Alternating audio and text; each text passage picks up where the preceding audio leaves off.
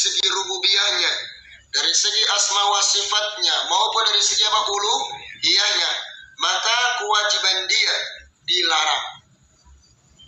Berkasih sayang, berloyalitas kepada orang-orang yang memusuhi Allah dan Rasulnya, apalagi membela mereka untuk memusuhi kaum muslimin, membela mereka, menolong mereka untuk menghancurkan kaum muslimin atau menghancurkan agama Islam. Tidak boleh dalam masalah agama lah ya. Nanti beda kalau masalah apa? Muamalah ya, bekerja atau bisnis atau yang lainnya. Tapi dalam urusan agama kita harus punya wibawa sebagai seorang muslim. Dilarang kita berloyalitas, berkasih sayang kepada orang-orang yang memusuhi Allah dan Rasulnya. Ini Allah Subhanahu wa Ta'ala berfirman, la tajid wahai Muhammad, engkau tidak akan jumpai suatu kaum yang mereka beriman kepada Allah dan hari akhir, kemudian mereka apa ini? Berloyalitas, berkasih sayang kepada orang-orang yang memusuhi Allah dan Rasulnya. Ketika kecintaan seseorang yang tertanam bagi dirinya cinta kepada Allah dan Rasulnya, maka dia pun secara tidak langsung akan membenci orang-orang yang memusuhi Allah dan Rasulnya. Ibaratnya begini aja, antum cinta nggak sama orang tua antum? Kita cinta sama orang tua kita ya, Masya Allah luar biasa. Kita cinta kepada kedua orang tua kita, karena kedua yang telah merawat kita, yang telah melahirkan kita, yang mendidik kita, yang menyekolahkan kita, dan seterusnya. Perjuangan sudah mereka lakukan demi kita, kan begitu. Nah, kemudian ada orang yang memusuhi orang tua kita. Kira-kira kita membela orang yang memusuhi orang tua kita atau kita membela orang tua kita? Orang tua kita. Kita juga ikut serta memusuhi orang yang memusuhi orang tua kita. Nah, itulah kecintaan. Ini dari segi apa? Kepada orang tua saja ya. Nah, sama ketika kita beragama, sudah kita tancapkan keimanan kepada Allah dan Rasulnya, kita nggak ridho kalau agama ini dilecehkan sama orang-orang yang musuh-musuh Allah, musuh-musuh Islam. Maka kita nggak boleh berloyalitas kepada mereka. Apa yang antum, siapa yang antum bela sekarang? Allah dan Rasulnya atau mereka orang-orang yang memusuhi Allah dan Rasulnya? Allah dan Rasulnya kita bela. Maka kita juga nggak ridho kalau Allah nggak ridho dengan kekufuran, Allah nggak ridho dengan musuh-musuh Islam, maka tancapkan bagi diri kita, kita pun nggak ridho dengan perbuatan mereka. Ketika kayak mereka melecehkan agama Islam, ya, orang-orang kafir, orang-orang munafik, orang-orang yang berbuat syirik, ya kan, yang telah melecehkan hanya Allah Subhanahu wa Ta'ala, kita pun juga nggak bisa, yang nggak bisa apa? Turut serta kemudian membelanya atau berkasih sayang kepada mereka. Karena Allah Subhanahu wa Ta'ala yang harus kita terus kita bela Allah dan Rasulnya, agama Allah dan Rasulnya kita harus bela. Itu logikanya seperti itu ya. Ya, saya ulangi lagi, ketika seseorang sudah menanamkan cinta kepada Allah dan Rasulnya, maka dia pun ikut serta membela ya. Ketika Allah nggak suka dengan kesyirikan, perbuatan munafik, kekufuran, kita pun membenci orang-orang yang melakukan kekufuran, kesyirikan, dan kemunafikan. Bukan tidak kemudian kita ikut serta berloyalitas sama mereka, enggak ya, sama seperti itu.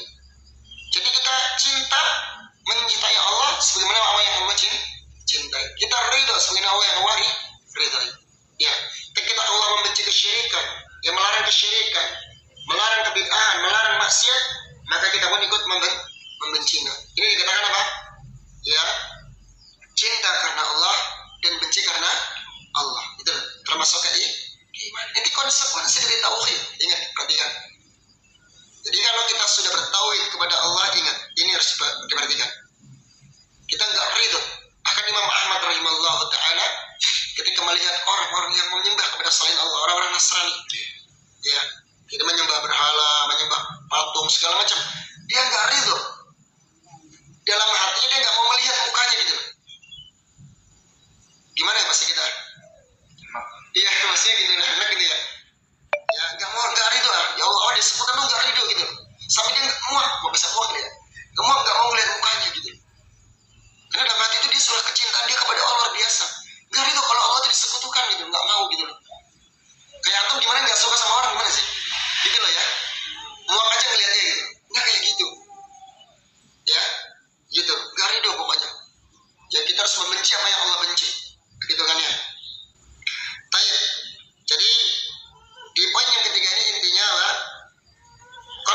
konsekuensi ya orang yang sudah bertauhid harus menerapkan wala dan barok. Wala dan barok ya. Wala dan barok. Jadi sifat loyalitas, berloyalitas kepada orang-orang yang beriman, berkasih sayang kepada orang-orang yang beriman. Kemudian kita berlepas diri dari orang-orang yang musuh-musuh Islam, orang-orang yang melakukan kesyirikan, kekufuran, ya orang-orang yang munafik. Ini konsekuensinya. Ini pun yang dibuktikan oleh para nabi dan rasul. Ingat, nabi itu kan sudah sampaikan tuh, al-anbiya'u ikhwah. Para nabi itu para bersaudara. Wa dinuhum wahid. Agama mereka satu, itu tauhid. Islam dan bertauhid. Kita lihat praktek dari para nabi dan rasul. Lihat Nabi Ibrahim alaihissalam. Dia harus bermusuhan dengan siapa? Bapaknya sendiri, ayahnya sendiri kan? Wa idza qala Ibrahim li abihi wa qaumihi innani bara'un mimma ta'budun. Lihat Ibrahim. Tatkala Ibrahim berkata kepada ayahnya dan kaumnya, innani bara'un mimma ta'budun. Saya berlepas diri dari apa yang kalian sembah. Itu udah lepas diri. Sekalipun dia siapa itu tadi? Bapaknya sendiri ya. Orang yang paling dekat loh. Bapaknya sendiri. Tapi ketika ya dalam masalah akidah, masalah tauhid, ya saya nggak bisa Pak ikut-ikutan seperti itu. Kalau dalam masalah muamalah, mungkin ya muamalah duniawi, oke, kita tetap berbuat baik kepada orang tua. Tapi ketika diperintah dalam kesyirikan, melakukan ayo bareng melakukan kesyirikan, nggak bisa. Haknya Allah lebih kita dahulukan daripada haknya makhluk, sekalipun orang tua kita. Karena dalam masalah kesyirikan, tapi masalah muamalah, berbuat baik kepada orang tua, sekalipun dia orang kafir, tetap wajib. Ya, selama tidak dalam hal maksiat atau kekafiran atau kesyirikan. Ibrahim melihat, saya berlepas diri dari apa yang kalian sembah, wahai ayah saya. Illalladzi fatarani fa innahu sayahdin. Ya, saya menyembah kecuali kepada yang memberikan fitrah kepadaku, yang menciptakanku. Fa innahu sayahdin. Dialah yang memberikan petunjuk kepadaku. Ini ya, perhatikan sifat wala dan barok ini harus kita terapkan. Orang yang sudah bertauhid harus punya sifat wala dan barok, menanamkan kasih sayang kepada orang-orang yang beriman. Ya, kemudian kita juga berlepas diri dari orang-orang yang melakukan kesyirikan dan kekufuran. Sekarang kebalik kan, kadang kepada orang-orang yang musuh-musuh Islam itu baik banget, ya, masya Allah, baik banget kepada orang-orang Barat, ya, sampai nunduk-nunduk, ya. Tapi kepada sesama Muslim, dia justru apa? Memusuhinya. Ini kebalik yang seperti itu. Dan ini dapat merusak tauhid seseorang. Terus dalam ayat yang lain, ya, qad kanat lakum uswatun hasanatun fi Ibrahim walladzina ma'ah idh qalu liqaumihim inna bura'a'u minkum wa mimma ta'budun. Sungguh ya, ada uswah, ada teladan yang sangat baik dari apa? Dari diri Ibrahim. Uswah, teladan yang baik bagi diri Ibrahim. Walladzina ma'ah, dan orang-orang yang mengikuti ajaran Nabi Ibrahim.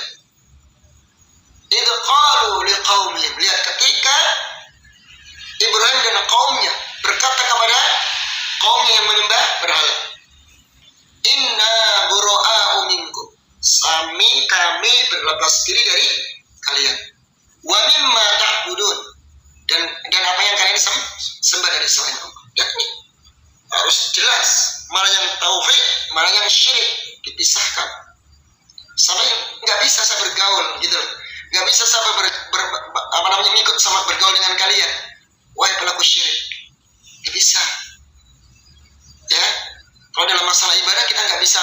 Ya udahlah toleransi gini-gini, nggak bisa. Dalam masalah ibadah kita nggak bisa barang campur-campuran gitu, nggak bisa. Gitu ya. Oke lah, ada masalah muamalah, jual beli, dagang, oke, nggak ada masalah. Tapi masalah agama, ayolah kita sekali-kali melakukan kesyirikan bareng-bareng. Nggak bisa kayak gitu. Kami berlepas diri dari kalian dan apa yang kalian sembah dari selain Allah. Kafarna bikum, kami telah mengingkari perbuatan kalian. Kami kufur sih, kami mengingkari perbuatan kalian. Wa bada bainana wa bainakumul adawatu wal baghdha, telah nampak di antara kita permusuhan dan kebencian. Sebab ini lihat bagaimana Nabi Ibrahim memperjuangkan haknya Allah Subhanahu wa taala. Begitulah orang-orang yang bertauhid. Tidak kemudian di sini senang, di sana senang, ikut kesyirikan juga, memusuhi Allah nggak ikut senang. Nggak bisa kayak gitu. Harus dibatasi agar jelas agama Allah, agama orang-orang musyrik dan agama orang-orang yang bertauhid. Gamblang ya.